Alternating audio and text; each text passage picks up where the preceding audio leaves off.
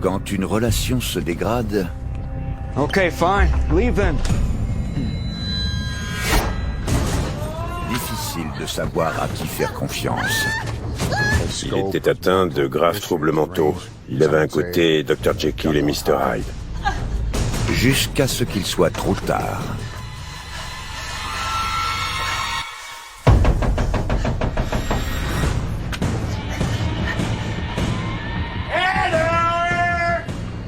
Elle était complètement terrorisée. Elle devait se demander ce qu'il allait lui faire.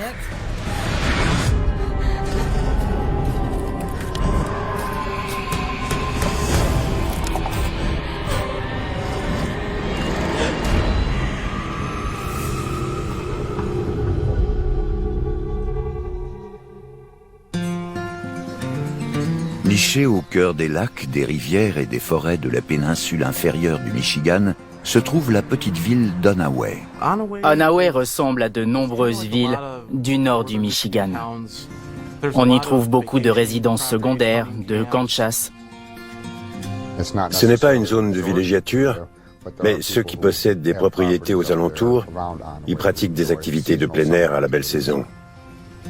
Et tout le monde se connaît dans la localité. Heather Young vient seulement de s'installer à Onaway, et la jeune divorcée de 42 ans, mère de 2 grandes filles, ne connaît encore personne sur place. Heather Young s'est installée à Onaway avec son petit ami Gary.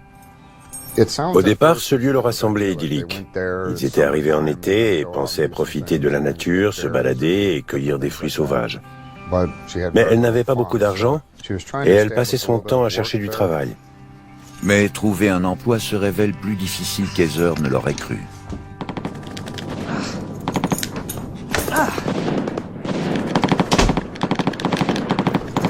Man, you would not believe the day I have had. I think I've been to every business in town. One of them's got to hire me, right? Oh, come on, you got to be kidding me. You've been playing that thing since I left 3 hours ago. D'après ce que je pouvais en voir, entre ma mère et Gary, c'était vraiment pas la joie. Ils n'arrêtaient pas de se séparer, mais finissaient toujours par se remettre ensemble. Malgré tout, elle ne pouvait pas se passer de lui. Did you go to the service station? Talk to the manager? Yes. Headshot. The manager. What did he say? Come on, well, first thing tomorrow morning, huh? Gary devait partir du principe qu'elle était là pour lui. Il ne faisait aucun effort. Il n'essayait aucunement de s'en sortir, ni de se trouver du travail. Il considérait qu'il pouvait simplement vivre à son crochet et profiter d'elle. What happened to all of the food I bought? We got nothing to make dinner with. Elle essayait d'arranger les choses. Mais en même temps, il avait des problèmes d'alcool. Going to the store. Get more beer, will you? Il se servait de ma mère pour obtenir de l'alcool. C'était vraiment pas sain comme relation. Après plusieurs semaines à Onaway, la situation d'Heather ne s'améliore pas. Et les choses se dégradent. Yeah, well, if anything opens up, I hope you'll keep me in mind. Okay. Great. Okay, thank you. Bye. Elle cherchait du travail. À côté de ça, elle était obligée de demander de l'aide à sa famille pour avoir de quoi se payer un peu d'essence. Elle était en train de jouer son avenir.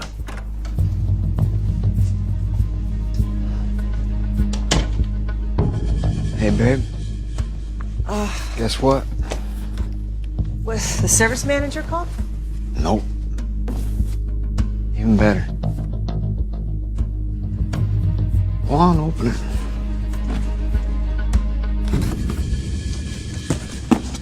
Genuine rawhide. Can you believe it? I wanted these my whole life. We can't afford these. You have to take these back. Oh, no.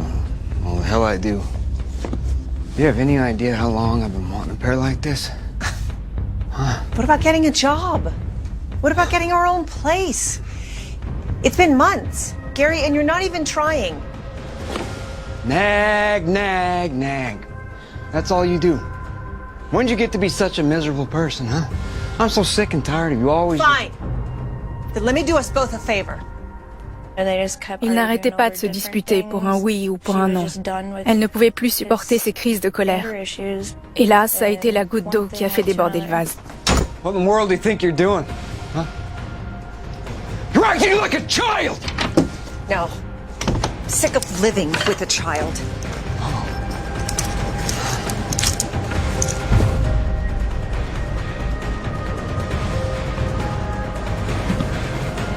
Okay, fine. Leave then. Il l'a traitée comme un chien. Alors, elle a décidé de partir en emportant quelques affaires.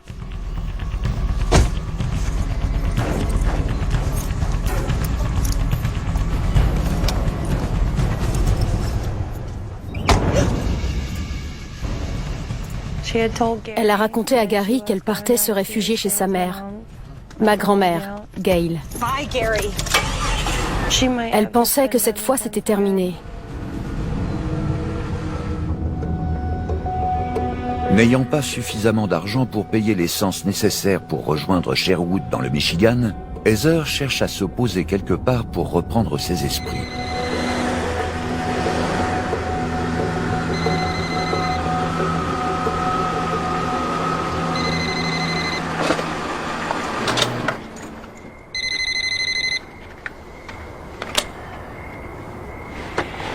Hey, Mom, how you doing? Elle m'a simplement raconté qu'elle avait pris ses clics et ses claques et qu'elle avait fini par quitter Gary. Some fresh start this place turned out to be. Je lui ai dit que ça risquait de mal tourner, que je n'étais pas rassurée de la savoir en couple avec lui. Ce à quoi elle m'a répondu qu'elle l'aimait. Mais moi, je ne comprenais pas ce qu'elle lui trouvait. J'ignore ce qu'elle comptait faire à ce stade. Honey, I'm behind you. Whichever way you go, just let me know. Thanks, Mom. Love you. Talk to you soon.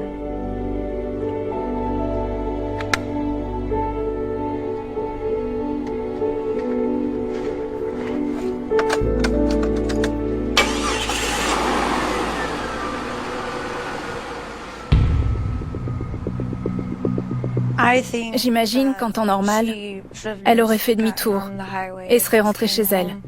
Mais finalement, elle est entrée dans ce bar.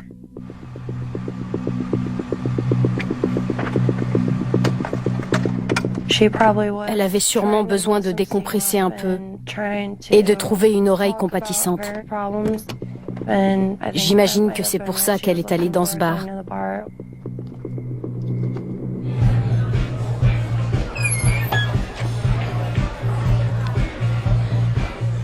Can I get a glass of bread? Sure thing.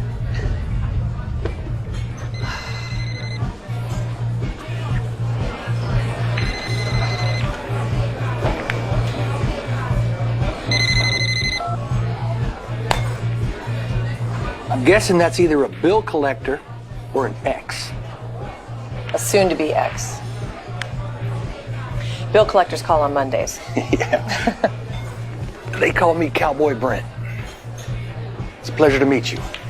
Brenton Walker était quelqu'un de fort sympathique et d'avenant. Il avait un certain charme. No. Put it away. I got it. Hey, the fresh starts. I will drink to that. Thank you. You're welcome. Brenton Walker est l'archétype même du bon vieux gars du nord du Michigan. Un type qui aime traîner dans les bars. Au cours des heures qui suivent, tandis que les deux nouveaux amis boivent, discutent, dansent et jouent au billard, Heather commence à oublier ses problèmes de couple. Oh, yeah, okay. Your shot. Okay. There you go. All right. Wait. No, hold on a second. Hold on. Wait. You don't want to hit it straight on. What you want to do is just want to kiss it. Heather s'est très vite sentie en confiance avec Brenton Walker. C'était un homme qui semblait gentil et facile à vivre. Worked like a charm. Indeed. Oh gosh, is it that late already? You in a rush to get home? No, but I don't really have anywhere else to go. You know, I got a spare bedroom. No, hey, no strings attached. I thought I might give you some space if you needed it. You think about it. I'm going to settle up.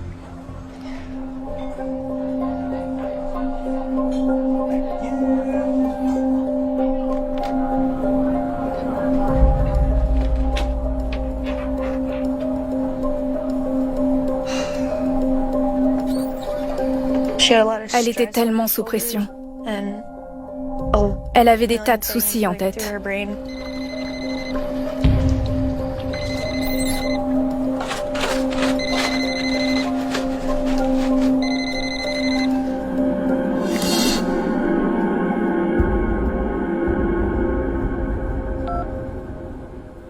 Heather, where the hell are you?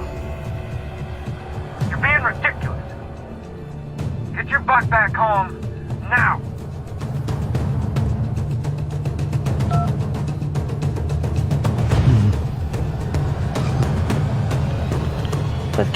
J'espère qu'elle a compris qu'elle méritait mieux que ça.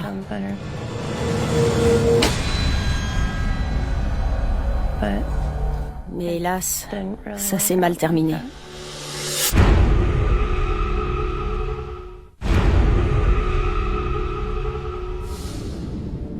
Après s'être disputé avec son compagnon, Heather Young trouve du réconfort auprès d'un homme du coin surnommé Cowboy Brent.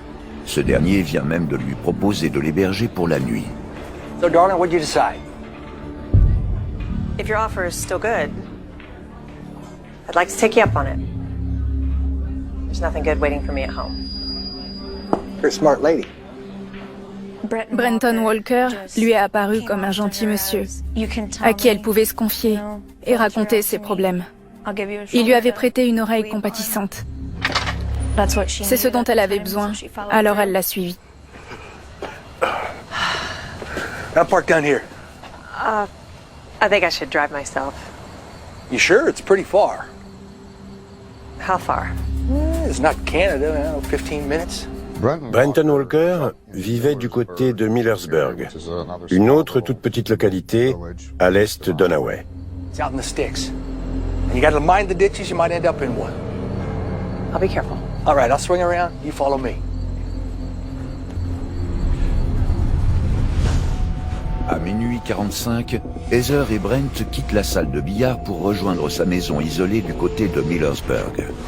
Si Onaway est une petite ville, Millersburg est un vrai village. C'est vraiment au milieu de nulle part.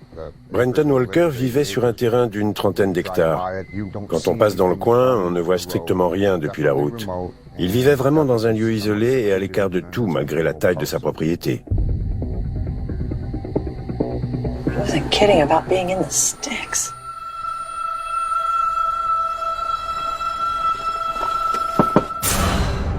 Home again, jiggity jig.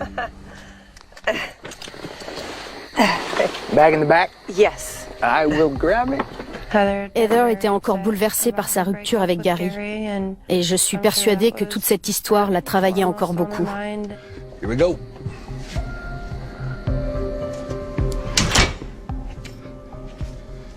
You want a drink? Just water. Thanks. C'était une toute petite maison, le genre d'endroit parfait pour une personne qui aurait voulu fuir la société et se consacrer à des activités du genre chasse, pêche, camping, ou bien avoir la paix.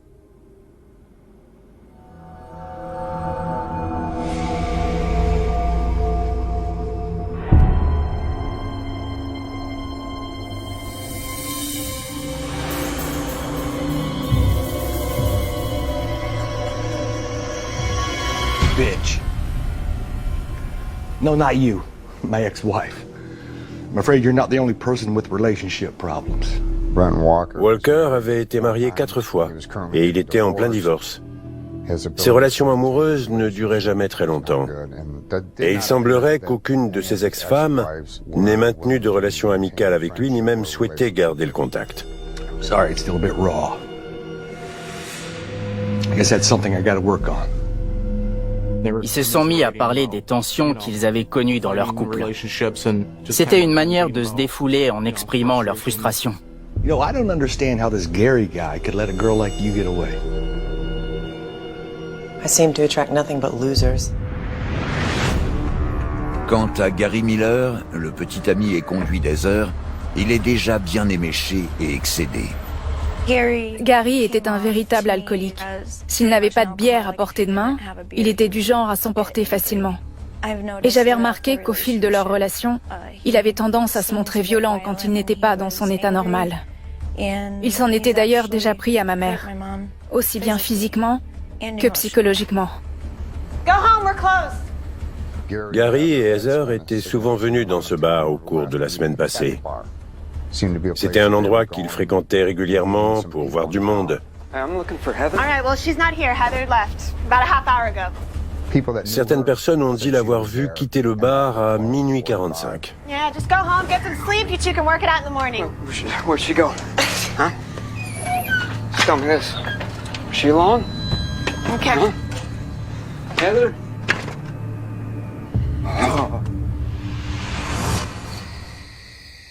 Il commence à se faire tard, et Heather se prépare à aller se coucher. So we got extra blankets in there if you need them, and the bathroom's the first door down the hall.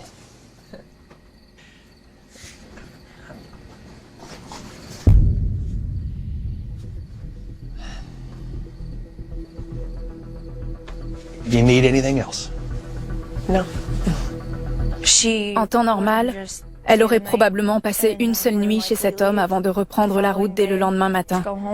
Mais évidemment, elle ne pouvait pas savoir que Brenton était un homme terriblement frustré. I can't. I'm sorry. Why? Gary, I mean, he's being a jerk. Oh, Gary's being a jerk. Brenton Lee Walker commence à s'énerver parce que le refus d'Heather le ramène à tous ses échecs sentimentaux précédents. Oh, that's right. It's always the guy that's the jerk. You know what, you women, you're all alike. You're always sweet and you're cool and you want something, but no. Then you get it, but it's all lies.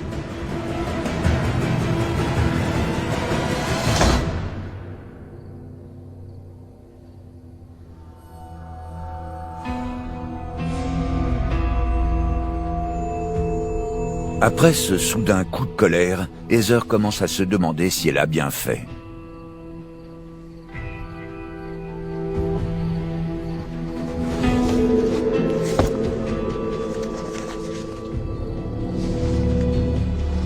Je crois qu'elle a vite compris que les choses risquaient de mal tourner, qu'elle était en danger.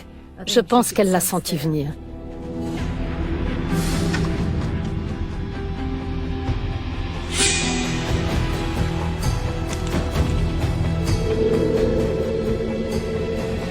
Brenton avait connu de nombreux échecs sentimentaux.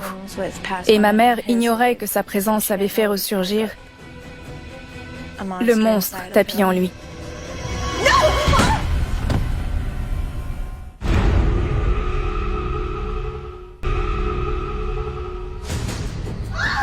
Alors qu'elle espérait avoir trouvé refuge chez son nouvel ami Cowboy Brent, la nuit des heures commence à tourner à l'horreur.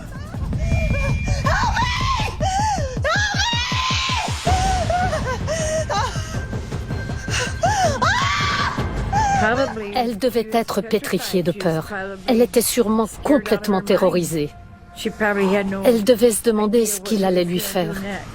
I didn't want to do that.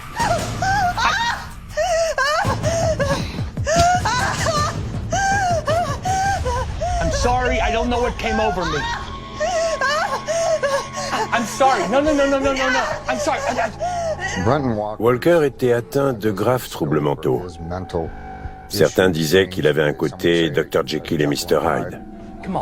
Il pouvait par exemple perdre ses moyens et se laisser aller à ses pulsions parce qu'il ne supportait pas le discours d'une femme à l'encontre de son compagnon. Et l'instant d'après, il retrouvait ses esprits.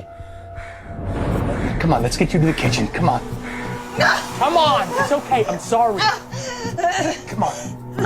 Elle devait être terriblement troublée par ses réactions contradictoires et ne plus savoir si elle pouvait le croire. It's okay. Come on. No, okay, get up on the counter. Here, come on. Okay. All right, I've got some peroxide in here somewhere.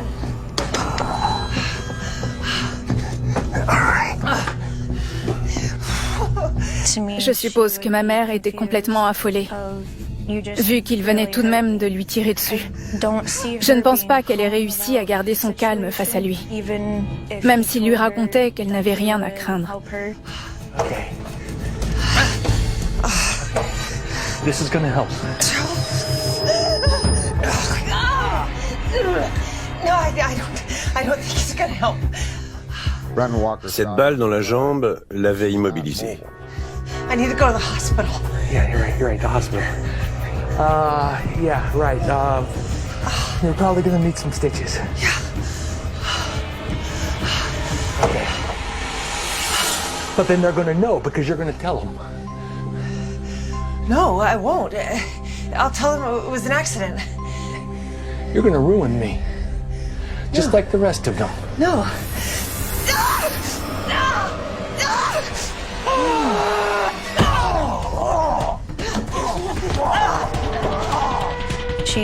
C'était le genre de femme de petit gabarit qu'on pouvait penser pouvoir dominer, mais qui était en fait pleine de ressources. Elle était bien plus forte qu'elle n'en avait l'air.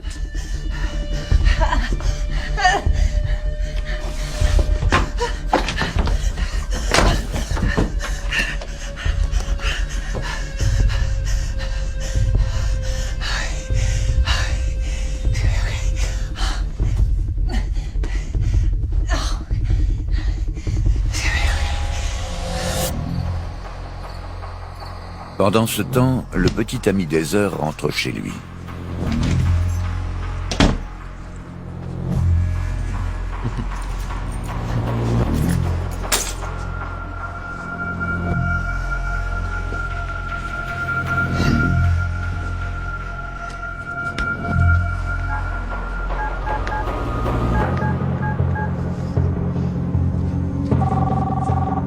Come on, Heather.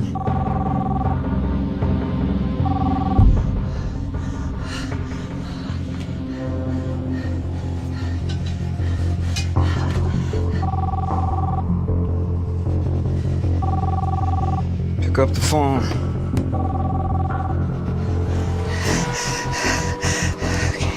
Come on. Come on.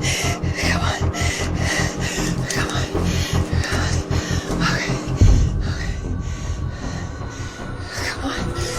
Pick up.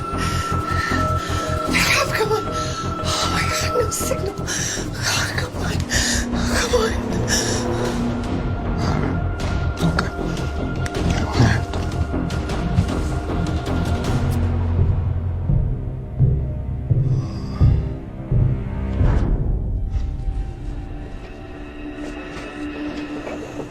Uh-oh.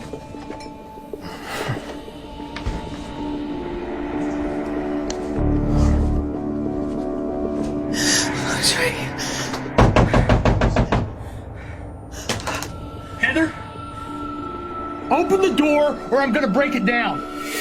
Heather Young a dû se sentir terriblement prise au piège, étant donné qu'elle ignorait où elle se trouvait exactement. Elle n'avait quasiment plus de réseau. Il n'y avait pas de ligne fixe pour appeler les secours.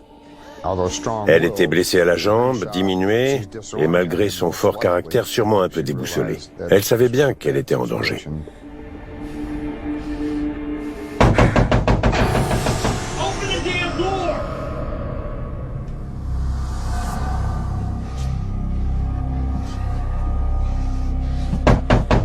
Open the damn door, Heather!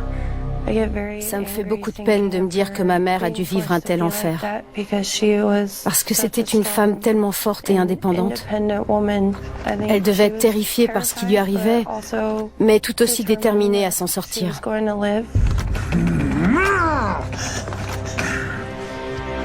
Heather, open the door!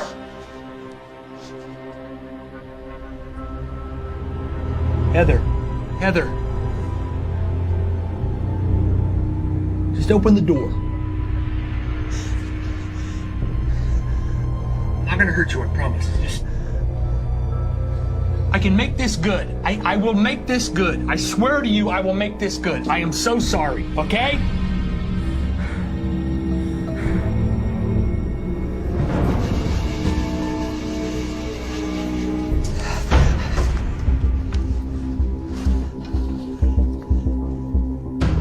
Elle avait toujours une bombe lacrymogène sur elle.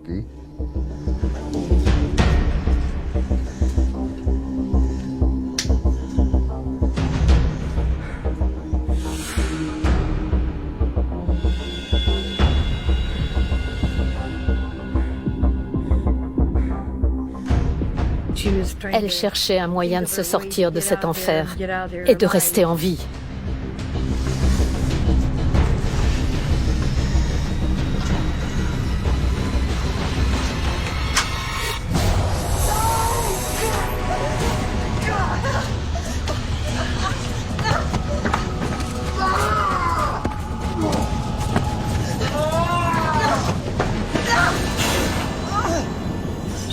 Elle a essayé de rejoindre sa voiture pour prendre la fuite.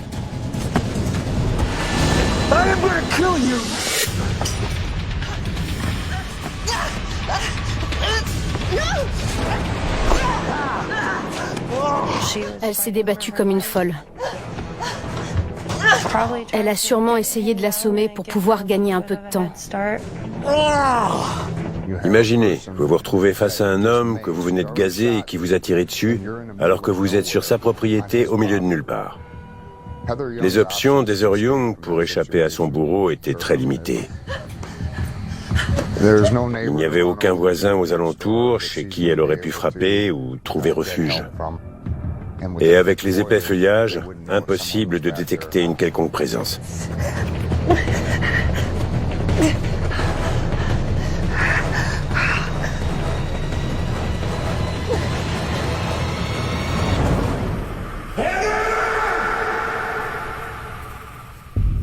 À 500 km de là, à Sherwood, la mère d'Heather a bien du mal à trouver le sommeil. Elle repense sans cesse à la conversation qu'elle a eue avec sa fille.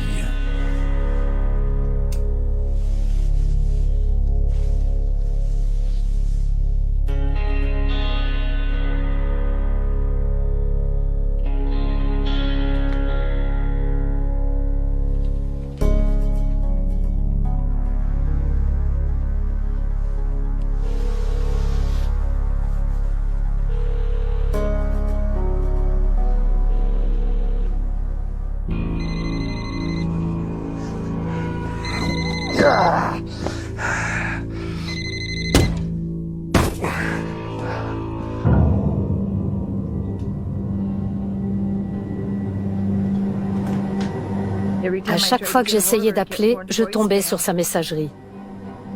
J'avais un très mauvais pressentiment. Mes sens étaient totalement en alerte. Je savais qu'il s'était passé quelque chose.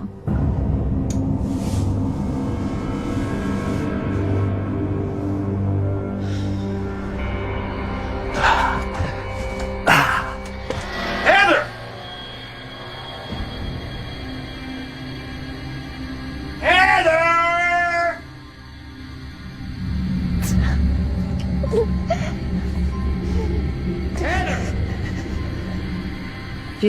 Elle a sûrement tout fait pour quitter cet endroit.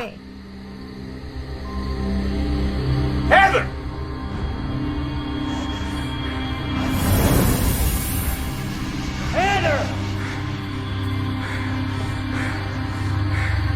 Heather n'avait que très peu d'options pour s'en sortir. Il n'y avait qu'une solution, remonter en voiture.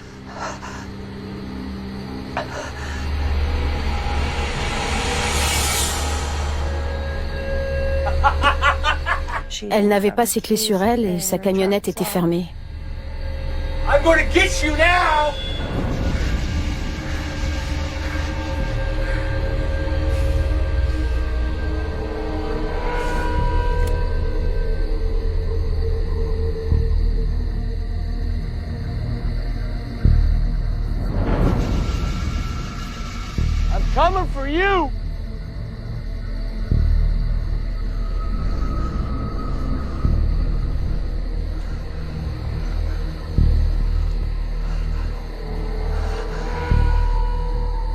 Heather songe un instant à retourner dans la maison pour récupérer ses clés.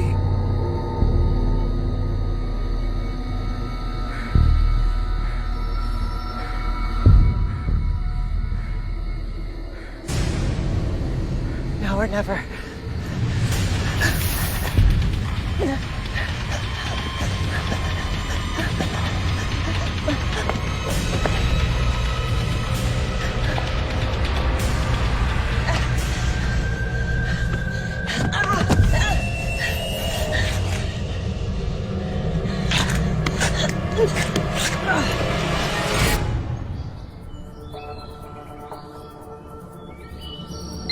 Gary se réveille à l'aube et constate qu'Heather n'est toujours pas rentrée à la maison.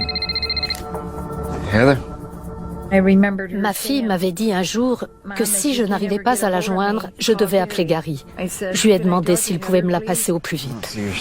No, I know. I understand that. Yeah, I know. She's supposed to be with me, but she's not.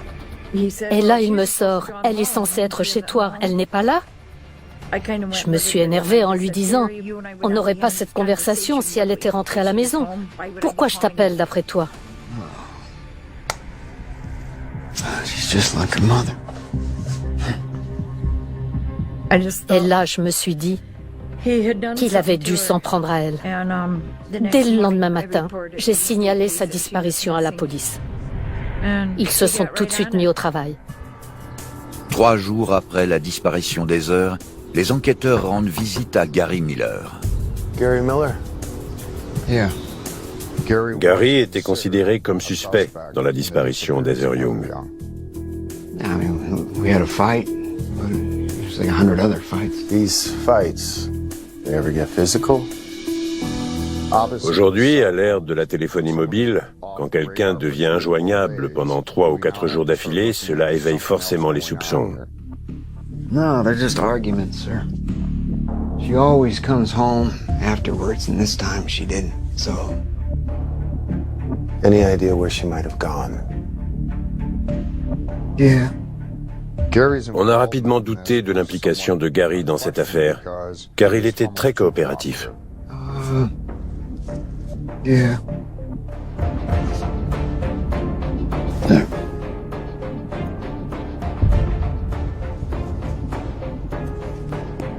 Thank you.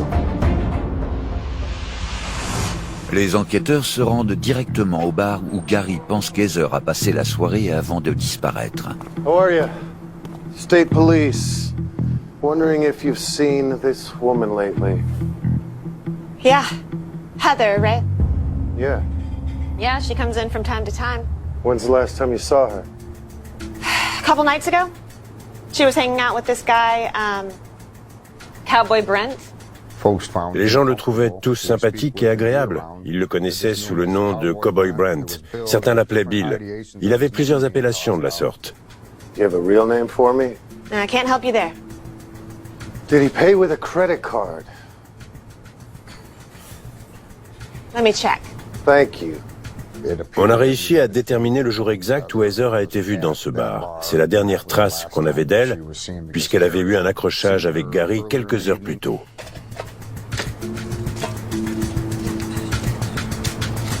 Ah, here we go. Brenton. That's it. Brenton Walker. Did you see Heather with anyone else that night? Pretty much from the moment she walked in to the moment she walked out, Brent stuck to her like glue. You sure they left together? Sure as my eyes can see. Désormais, on avait un nom. Et Walker est devenu notre suspect numéro 1.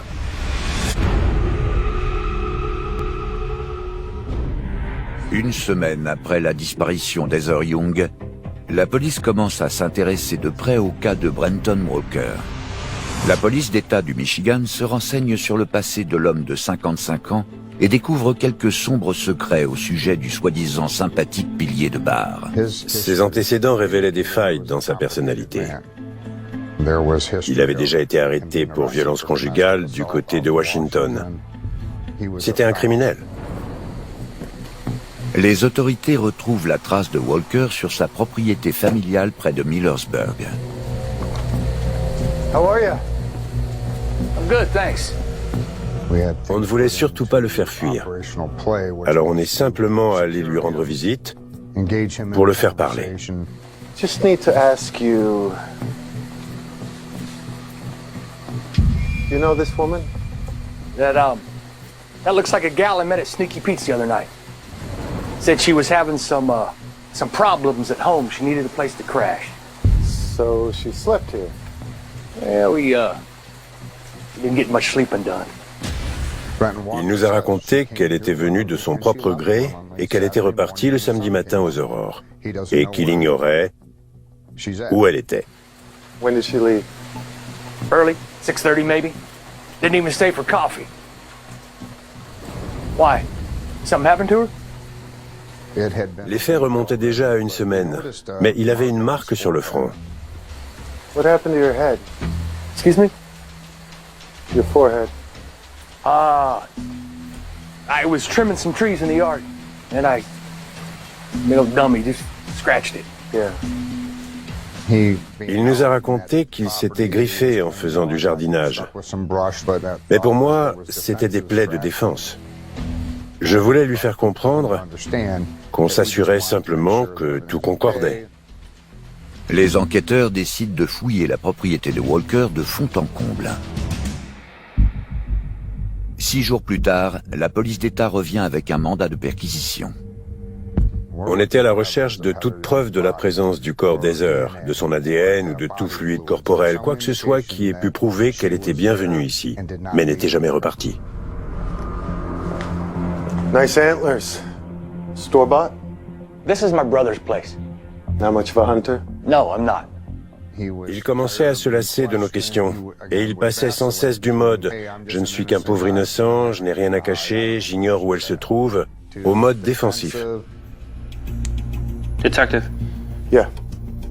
We definitely got blood. I cut myself chopping wood. Okay.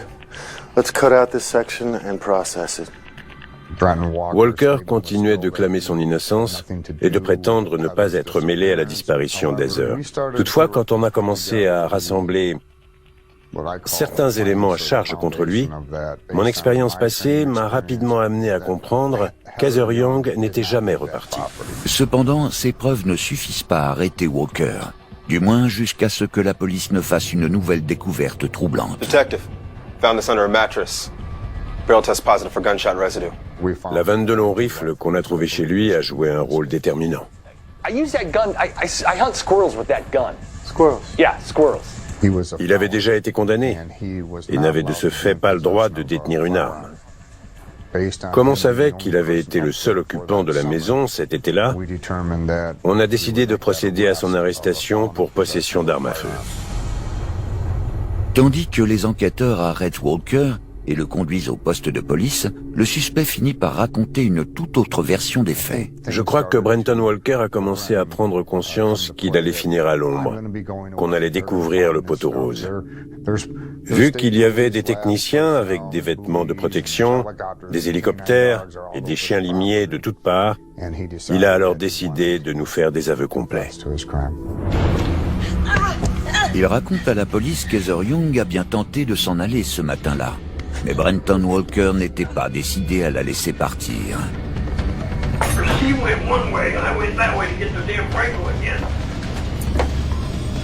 Heather.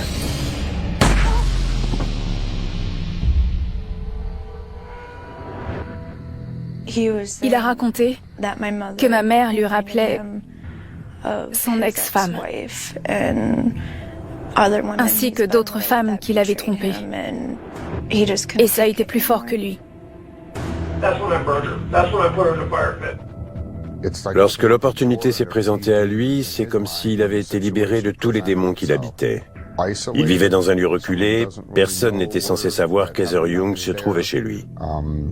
Disons que tout concordait, les circonstances étaient idéales, et il a vu là l'occasion de laisser libre cours à ses pulsions, en prenant sa revanche sur la jante féminine, et en lui faisant payer toutes ses frustrations accumulées au fil des années. I put her behind the pole barn. Then the next day, which would have been Monday, that's when I cut her up.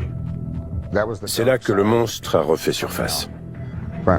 Walker voulait faire son malin devant nous, Il s'en donnait à cœur joie et faisait tout pour salir la mémoire de cette femme. Ce qui est assez hors du commun, c'est que nous n'avons pas eu droit à un très long procès. Il y a eu une audience préliminaire, et je crois qu'il aurait mieux valu qu'il soit condamné sans plus attendre. Les facéties et les nombreuses interventions de Brenton Walker au cours du procès, durant l'audience préliminaire et le moment où le verdict est tombé,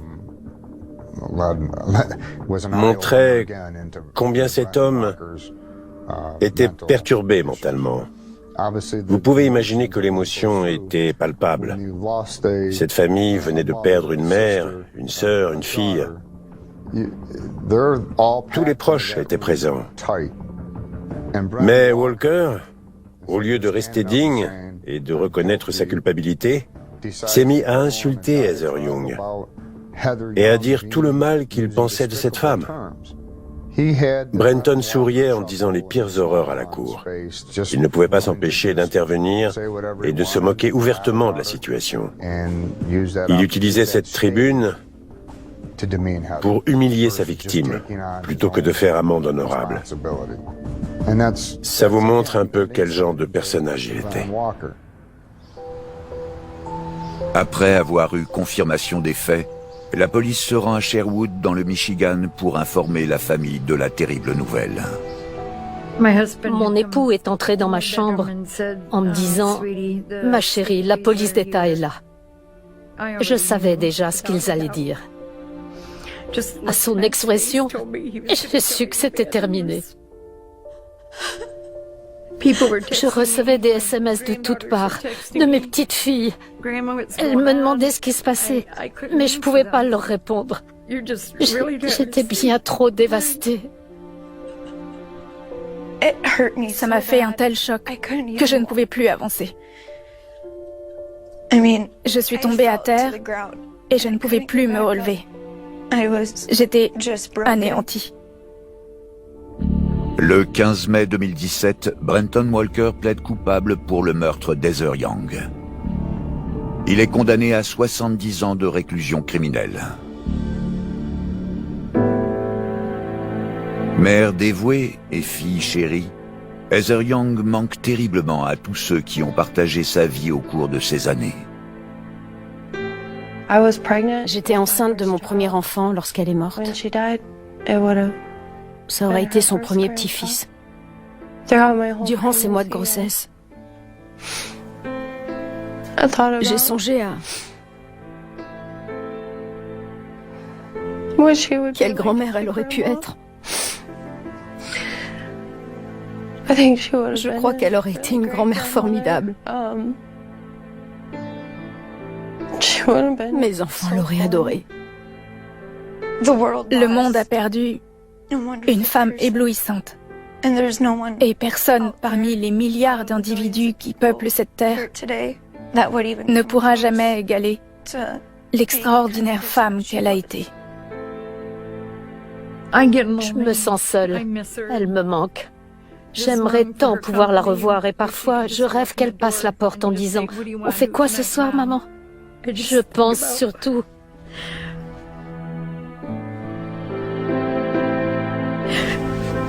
à toutes les belles choses qu'on a partagées, elle et moi.